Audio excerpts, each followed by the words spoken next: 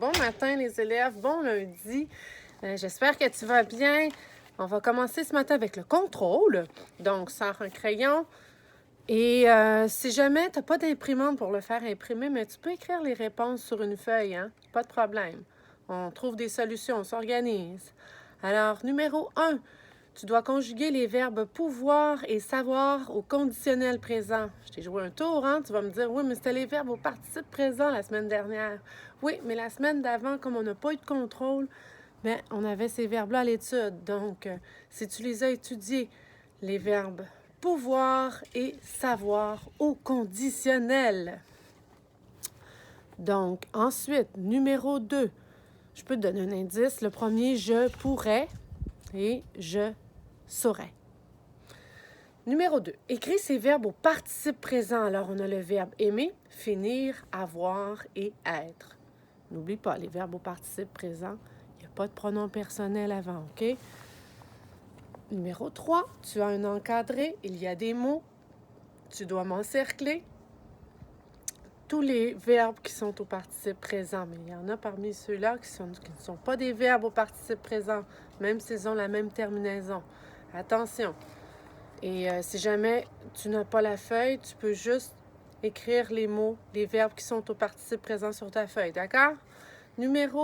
J'ai écrit numéro 3. Numéro 4, écris les bons homophones, donc L-A, L''A, M-O-N, M''O-N-T. Donc, tu dois choisir parmi les mots.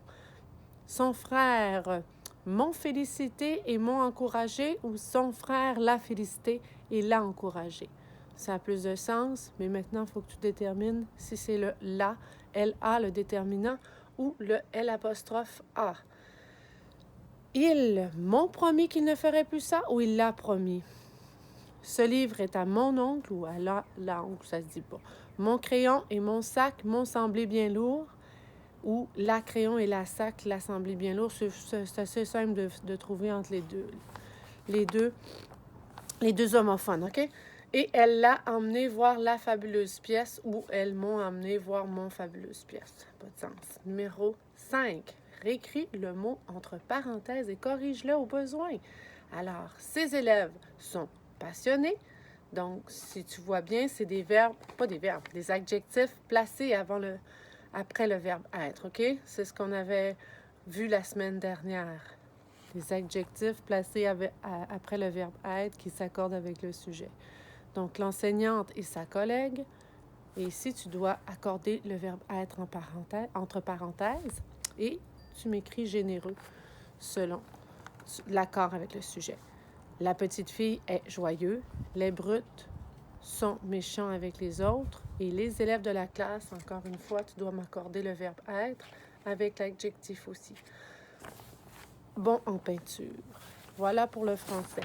Pour les maths, tu dois placer les nombres suivants le plus précisément possible sur la droite numérique. Donc, tu as 164,2 ou 164 et 2 dixièmes, 182 et 6 dixièmes, 170 et 5 dixièmes, 175 et 4 dixièmes, 176 et 9 dixièmes et 180 et 2 dixièmes que tu dois me placer sur la droite. Bien sûr que tu peux écrire les nombres sur les petites lignes pour t'aider, hein, pour déterminer.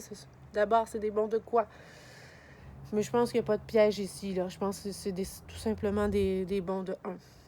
Numéro 2, on va continuer à arrondir. Donc, arrondir chaque nombre à la centaine. Tu soulignes le chiffre à la position de la centaine pour 256. C'est le chiffre 2. Hein? Et tu me fais une flèche vers le 5. Tu peux te faire une droite numérique pour le situer.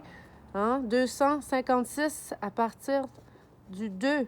Les autres nombres, c'est des zéros. Donc, on sait que 256, ce sera donc entre 200 et 300.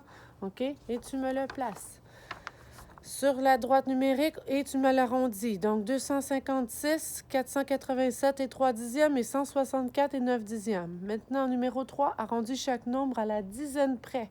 Donc, 9 et 8 dixièmes. Puis là, tu vas me dire, oui, mais là, il n'y a pas de chiffre à la position des dizaines. Oui, mais tu fais comme si, OK? Donc, 0, tu regardes le nombre qui est à la droite et tu sais que 0, si tu mets des zéros à partir des unités, donc ce sera Sur une droite numérique, ce sera entre 0 et 10, des bons de 10.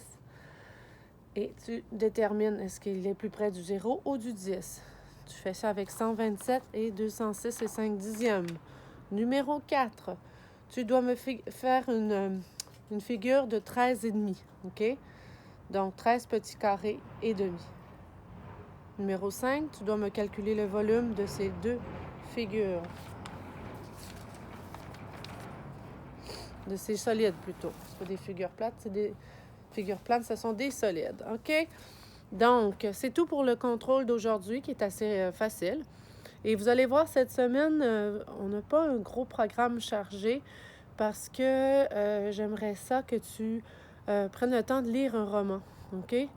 Donc, choisis un roman chez toi, puis j'aimerais ça que tu me fasses des résumés de tes chapitres, OK? Donc, tu lis un chapitre, tu me fais un résumé de 5 à 10 lignes. Rien de compliqué. Et vous savez, il y a même des livres, ils offrent maintenant même des livres numériques, OK? Donc, tu peux aller voir sur Internet, à la bibliothèque. C'est comme si tu empruntais un livre, mais tu peux le lire de façon virtuelle. Et tu me fais un résumé. Et bien sûr, je ne te demande pas de lire le livre en une semaine. Prends le temps qu'il te faut. Mais j'aimerais ça que tu me prennes une photo de ton résumé et que tu me l'envoies, OK?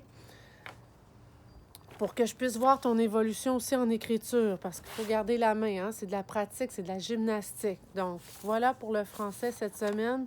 Aujourd'hui, au programme, comme à l'habitude, tu me retranscris tes mots de vocabulaire de la semaine et tes verbes, OK? Puis, c'est ça, commencer la lecture d'un roman. Et puis, ton contrôle, même chose, hein? J'aimerais ça qu'une fois que tu l'as terminé, que tu t'es bien révisé, tu prends une photo, tu me l'envoies pour que Mme Geneviève puisse t'aider aussi. C'est important pour moi. Tant qu'à faire l'exercice, bien sûr, tu n'es pas obligé, mais tant qu'à faire l'exercice, aussi bien me le faire partager pour que je puisse t'aider. D'accord? Alors, c'est ça pour aujourd'hui. Puis demain, je vais te dire ce que je te suggère, OK? Donc, je te souhaite une belle journée. Si tu vas dehors, habille-toi bien parce qu'il fait un petit peu froid, même s'il y a un beau soleil. OK? Bye-bye!